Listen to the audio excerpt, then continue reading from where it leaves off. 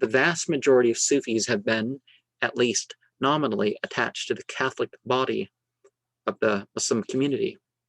Abdullah Ansari declared that of 2,000 Sufi sheikhs with whom he was acquainted, only 2 were Shiites. A certain man who was a descendant of the Caliph Ali and a fanatical Shiite, whatever that's supposed to mean, tells the following story. For 5 years, he said, my father sent me daily to a spiritual director. I learned one useful lesson from him. He told me that I should never know anything at all about Sufism until I got completely rid of the pride which I felt on account of my lineage. Superficial observers have described Babism as an offshoot of Sufism, but the dogmatism of the one is naturally opposed to the broad eclecticism of the other. In proportion, as the Sufi gains more knowledge of God, his religious prejudices are diminished. Sheikh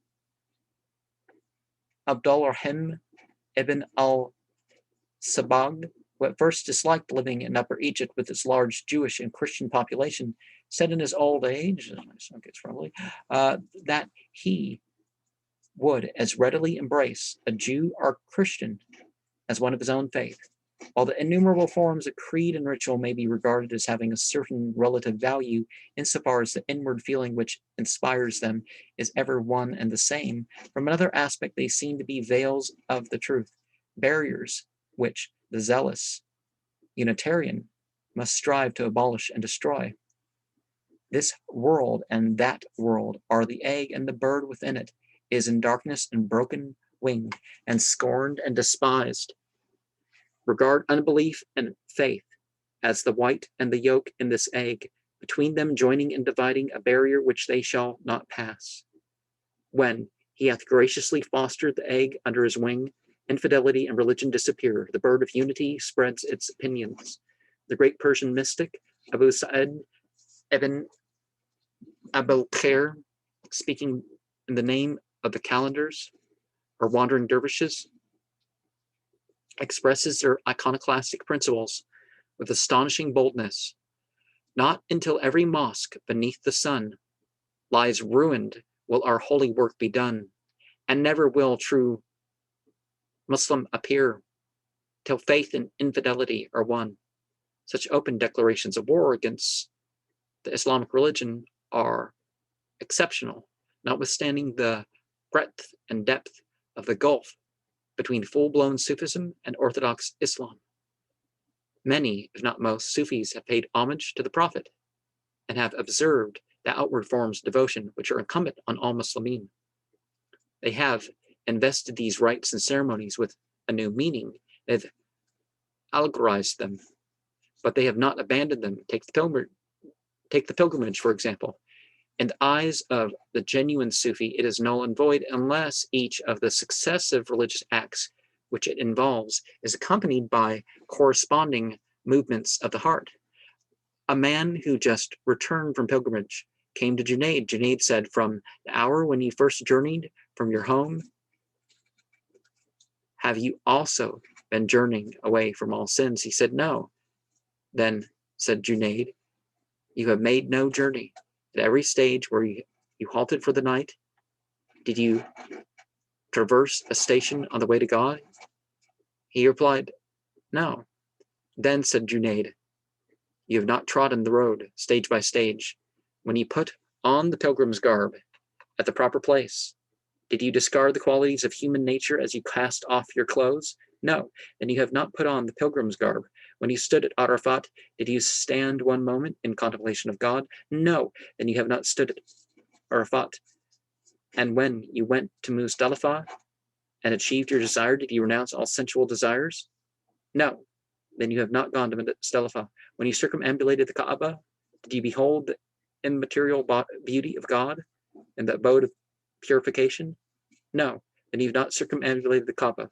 When you ran between Safa and Marwa, did you attain to purity, Safa, and virtue?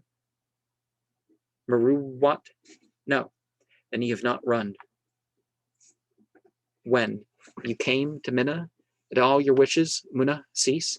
No. Then you've not yet visited Mina. When you reached the slaughter place and offered sacrifice, did you sacrifice the objects of worldly desire? No. Then you have not sacrificed. When you threw the pebbles, did you throw away whatever sensual thoughts were accompanying you? No. Then you have not thrown the pebbles, and you have not yet performed the pilgrimage. The antidote contrasts the outer religious law of theology with the inner spiritual truth of mysticism and shows that they should not be divorced from each other. The law without truth says, Ujwiri is ostentation, and truth without the law is hypocrisy. Their mutual relation may be compared to that of body and spirit. When the spirit departs from the body becomes a corpse, and the spirit vanishes like the wind. The Muslim profession of faith includes both. The words, there is no God but Allah, are the truth, and the words, Muhammad is the possible law, are the law. Anyone who denies the truth is an infidel, and anyone who rejects the law is a heretic. Middle ways, though proverbially safe, are difficult to walk in, and only by a tour de force can Al-Quran be brought into line with esoteric doctrine which the Sufis derive from it. Undoubtedly, they have done a great work for Islam. They have deepened and enriched lives of millions by ruthlessly stripping off the husk of religion and insisting that its kernel must be sought, not in any formal act, but in cultivation of spiritual feelings and in purification of the inward man. This was a legitimate and most fruitful development of the Prophet's teaching, but the Prophet was a strict monotheist, while the Sufis, whatever they may pretend or imagine, are theosophists, pantheists, or monists. When they speak and write as believers in the dogmas of positive religion, they use language which cannot be reconciled with such a theory of unity as we are now examining. Afifuddin al-Tilimsani, from whose commentary on Nefari I have given some extracts in this chapter, said roundly that the whole of the Quran is polytheism, a perfectly just statement from the monistic point of view, though few Sufis have dared to be so explicit.